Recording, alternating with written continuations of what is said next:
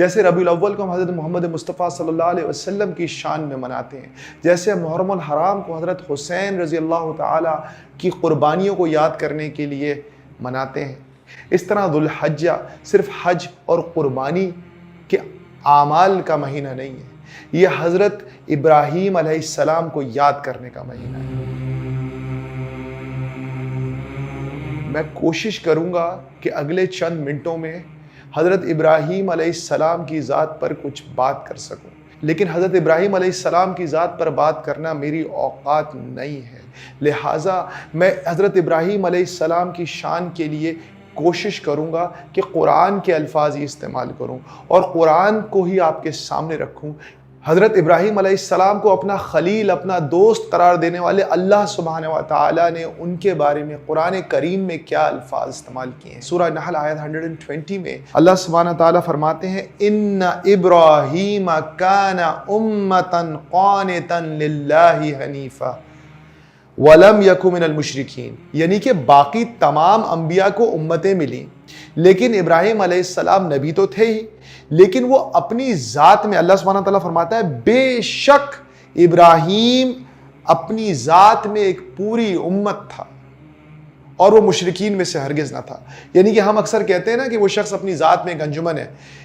that person is a galaxy in his own right، اس کا اپنا ایک ایکو سسٹم ہے۔ تو اللہ سبحانہ و تعالیٰ بیسکلی حضرت ابراہیم علیہ السلام کے بارے میں یہ الفاظ کہہ رہے ہیں کہ ابراہیم تو اپنی ذات میں ایک پوری امت ہے، خود اکیلا نبی بھی ہے اور امت بھی ہے۔ اس کے بعد اللہ تعالیٰ سورہ آل عمران میں فرما رہے ہیں ما کان ابراہیم یہودیا ولا نصرانیا ولکن کان حنیفا مسلما، اور ابراہیم نہ یہودی تھے نہ نصرانی تھے لیکن سیدھے راستے پہ چلنے والے تھے۔ اللہ تعالیٰ فرما رہے ہیں ان ابراہیم لحلیم اواہ منیب، بے شک ابراہیم بردبار، نرم دل اور اللہ کی طرف رجوع کرنے والے تھے۔ اور اس کے بعد حضرت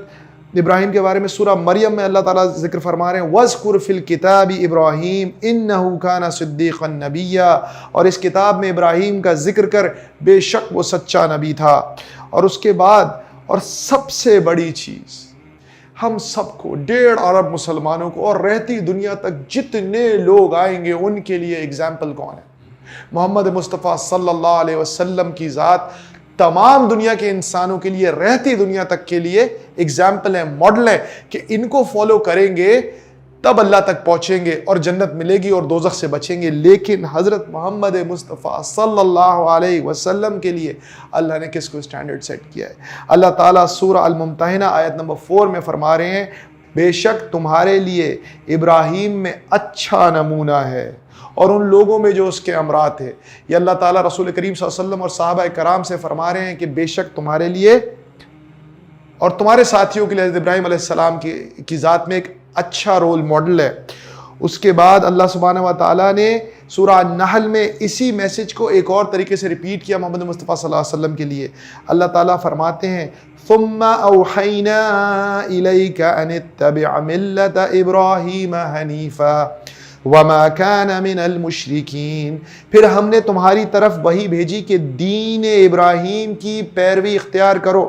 جو ایک طرف ہو کر رہے تھے اور مشرکوں میں سے نہ تھے۔ میں ان کی پرسنالٹی کے آج 1-2 بڑے انٹرسٹنگ ایسپیکٹس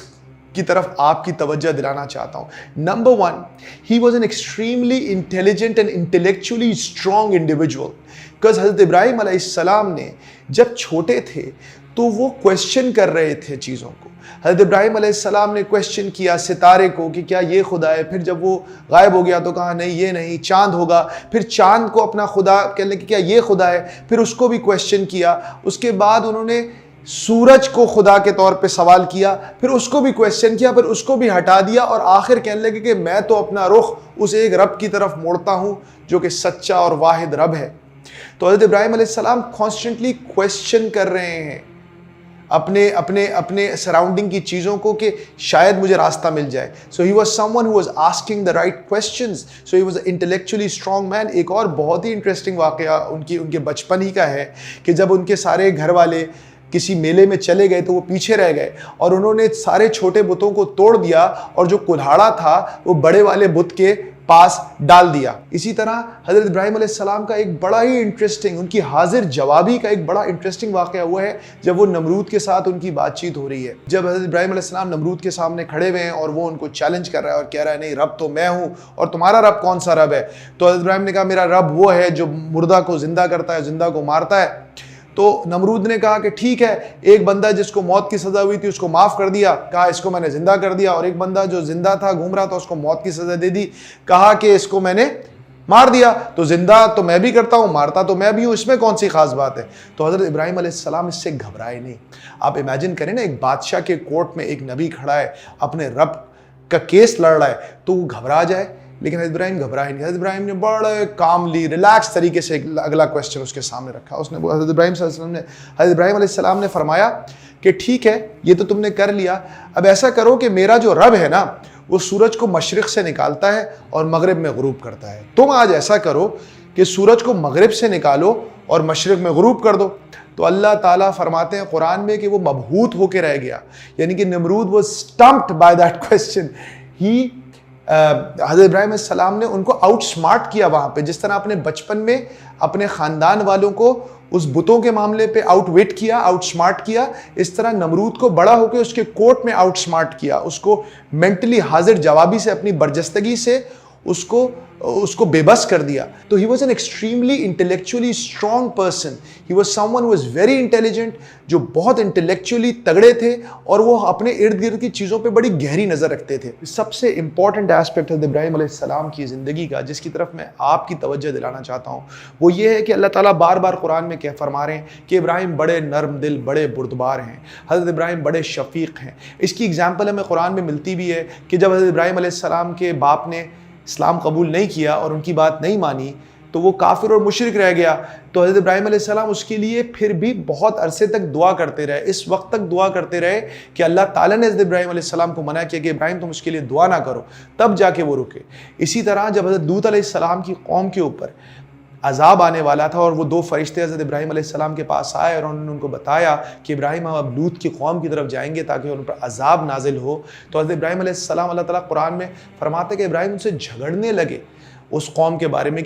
کہ مطلب وہ پریشان ہو گئے سن کے کہ اس قوم پہ، حالانکہ اتنی بدکار قوم تھی، لیکن اس کے لیے بھی ابراہیم علیہ السلام کا دل نرم ہو گیا کہ بیچارے اب یہ مارے جائیں گے، اب ان کے لیے واپسی کا کوئی راستہ نہیں ہے، تباہ برباد ہو گئے۔ تو اس وقت بھی وہ ان کے لیے کیس پلیٹ کر رہے ہیں اللہ کے دربار میں کہ شاید یہ لوگ بچ جائیں۔ اس کے علاوہ ایک اور سب سے خوبصورت اگزامپل حضرت ابراہیم علیہ السلام کی شفقت کی، محبت کی، نرم دلی کی اس وقت کی جب حضرت ابراہیم علیہ السلام نے اپنے بچے کو حضرت اسماعیل علیہ السلام کو بیت اللہ میں بسایا اور دعا کی کہ یا اللہ اس جگہ کو ہمارے لیے امن کی جگہ بنا دے۔ سورہ ابراہیم کی آیت نمبر 35 اور 36 کی میں بات کر رہا ہوں، جہاں پہ وہ اللہ تعالیٰ سے دعا کر رہے ہیں کہ اس شہر کو امن کی جگہ بنا دے۔ وہاں پہ وہ اللہ تعالیٰ سے کہتے ہیں یا اللہ، اور ان بتوں کی وجہ سے بہت سارے لوگ گمراہ ہو گئے، تو لہٰذا میرے آئندہ آنے والی نسلوں میں، میرے آئندہ آنے والے بچوں میں سے جو میرے راستے پہ چلیں، جو مجھے فالو کریں، وہ تو میرے ہی ہیں، لیکن جو نافرمان ہو جائیں، اب بڑی سمپل سی بات تھی کہ یا اللہ جو میرے راستے پہ چلے وہ تو میرے ہیں، اور جو میری نافرمانی کریں یا اللہ تو ان کو تو جو چاہے کر، یا تو ان کو عذاب دے، کوئی بھی بات کہہ سکتے تھے۔ لیکن ابراہیم علیہ السلام اتنے شفیق تھے، اور یہ بات ان کے اپنے بچوں کے لیے نہیں، ان کے اپنے بچے تو انہی کے تھے، وہ حق پہ تھے، سچے تھے، اسلام پہ تھے۔ وہ اپنے ہزاروں سال بعد ہم تک کے لیے اللہ سے پلیٹ کیا کر رہے ہیں کہ یا اللہ جو میرے راستے پہ چلے وہ تو میرا ہے،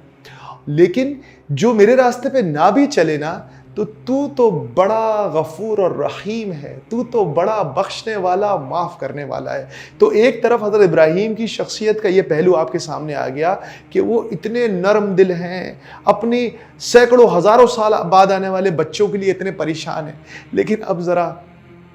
ایک واقعے کی طرف چلتے ہیں۔ ابراہیم علیہ السلام کو اللہ 86 سال کی عمر میں، کچھ کئی جگہ اس سے بھی زیادہ، بیٹا عطا کرتا ہے، اسماعیل علیہ السلام، خوبصورت پیارا بیٹا۔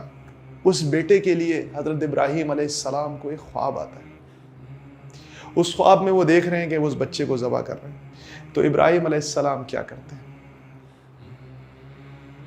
اب آپ سوچئے، وہ اتنا نرم دل شخص ہے کہ لوط علیہ السلام کی قوم کے لیے وہ جھگڑا کر رہا ہے کہ وہ بچ جائے، اور اب یہاں پر اس کو اپنے بڑھاپے کی پیاری سی خوبصورت اکلوتی اولاد کے لیے ایک اشارہ ملا ہے کہ اس کو ذبح کر دو اللہ کے نام پہ. تو ابراہیم رکتے نہیں ہیں. ابراہیم بچے کا ہاتھ پکڑتے ہیں, پہاڑ پہ جاتے ہیں اور اس کے گلے پر چھری پھیر دیتے ہیں. سبحان اللہ.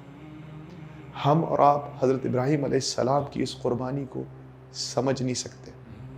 ہماری اوقات نہیں ہے, ہمارے دلوں میں وہ ایمان نہیں ہے, ہمارے ذہنوں میں وہ طاقت نہیں ہے کہ ہم حضرت ابراہیم علیہ السلام کی اس قربانی کو سمجھ سکیں کہ ایک اتنا نرم دل, اتنا شفیق مہربان شخص اپنی اولاد کو کیسے جھٹ پٹ اللہ کے حکم کے سامنے ذبح کرنے کے لیے تیار ہو جاتا ہے. ایسے ہی نہیں اللہ سبحانہ و تعالیٰ نے حضرت ابراہیم علیہ السلام کا نام آج تک زندہ رکھا ہوا ہے. ایسے ہی نہیں اللہ سبحانہ و تعالیٰ نے محمد مصطفیٰ صلی اللہ علیہ وسلم کے لیے بھی حضرت ابراہیم علیہ السلام کو رول ماڈل بنایا ہے. ایسے ہی نہیں جب معراج پہ ہمارے آقا دونوں کائنات کے سردار محمد مصطفیٰ صلی اللہ علیہ وسلم عرش پر گئے تو ساتویں آسمان پر موجود ابراہیم علیہ السلام وہ واحد نبی تھے جنہوں نے رسول اللہ صلی اللہ علیہ وسلم کو بھائی نہیں کہا, انہوں نے کہا میرا بیٹا آ گیا. ابراہیم علیہ السلام بڑے آدمی تھے, بلکہ بڑے آدمی کہنا تو ایک بڑی چھوٹی بات ہے. ابراہیم علیہ السلام تھے. ان کی شان کو سمجھنا اور ان کے راستے پر چلنا بڑا مشکل کام ہے. تو اس بار جب اپنے جانور کے گلے پر چھری پھیریں